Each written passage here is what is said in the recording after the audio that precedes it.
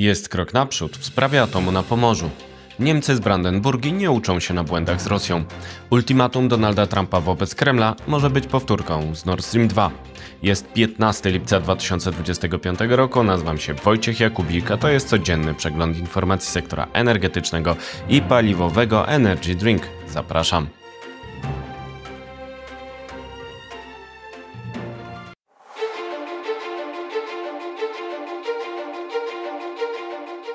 Partnerem kanału Energy Drink jest Orlen. Zaczynamy jak zawsze od informacji dnia. Ultimatum Trumpa dla Rosji, czyli powtórka z Nord Stream 2.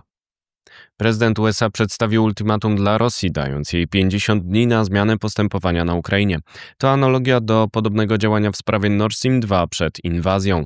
Rosja może zacząć nową ofensywę w korelacji do ćwiczeń Zapad 2025.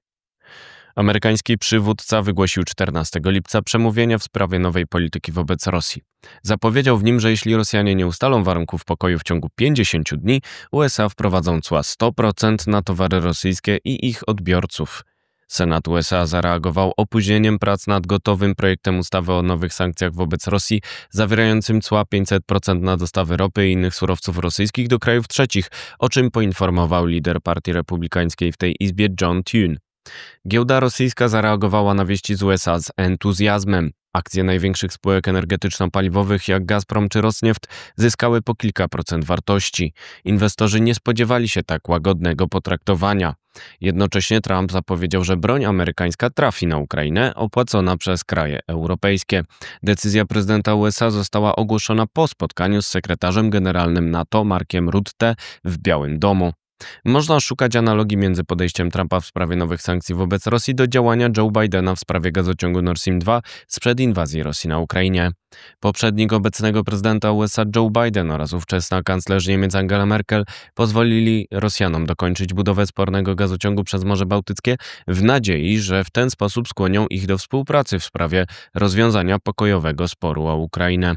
Ostatecznie jednak Rosja rozpoczęła inwazję na terytorium ukraińskie 24 lutego 2022 roku, a w odpowiedzi USA wprowadziły sankcje na spółkę Nord Stream 2 AG, zaś Niemcy zamroziły jego certyfikację. Co dalej? Nie jest jasne, czy i kiedy Senat USA zajmie się nowymi sankcjami wobec Rosji, która otrzymała czas 50 dni na dalszą ofensywę na Ukrainie, która może być jednak utrudniona nowym wsparciem wojskowym NATO. Eksperci wojskowi tłumaczą, że Rosja koncentruje siły zbrojne w obwodzie kurskim, sięgając po nowe posiłki z Korei Północnej. Na wrzesień 2025 roku zapowiadane są ćwiczenia Zapad 2025, które w 2022 roku pomogły dyslokować siły zbrojne przed inwazją. Tegoroczne ćwiczenia ruszą za około 50 dni.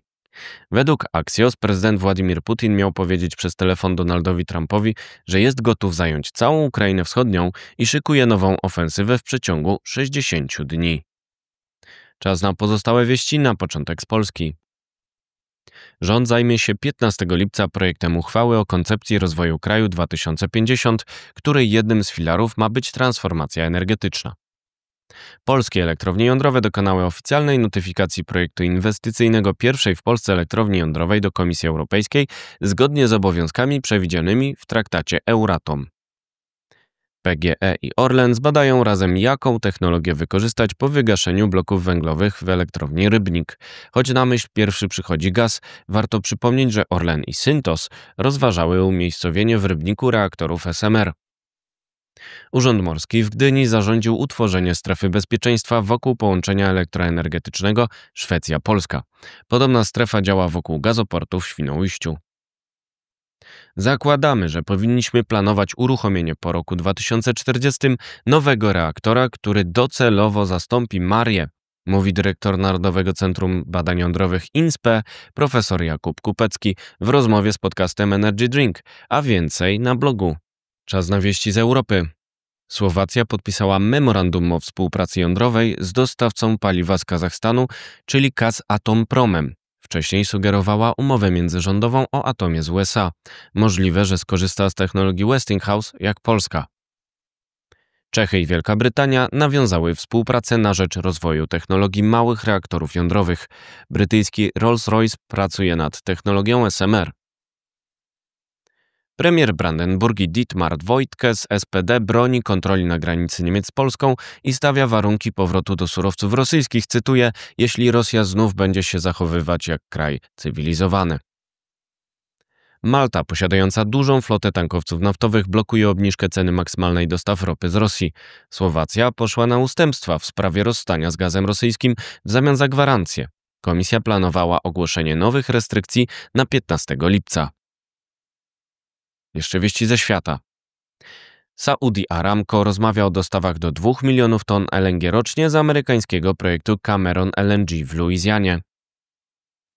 Ambasador USA przy NATO zapowiedział, że USA będą zbroić Ukrainę, a Europa będzie za to płacić, jeżeli Rosja będzie kontynuować agresję. Systemy obrony przeciwlotniczej Patriot mają trafić nad Dniepr na dniach. Chińskie projekty zombie. Wzrost gospodarczy Chin w drugim kwartale 2025 roku sięgnął 5,2% PKB. Handelsblatt wskazuje jednak, że chińska ekspansja OZE może być sztucznie stymulowana, a coraz większej ilości firm brakuje pieniędzy na podtrzymanie działalności.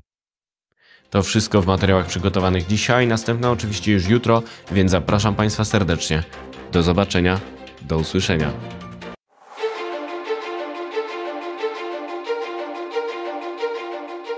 Partnerem kanału Energy Drink jest Orlen.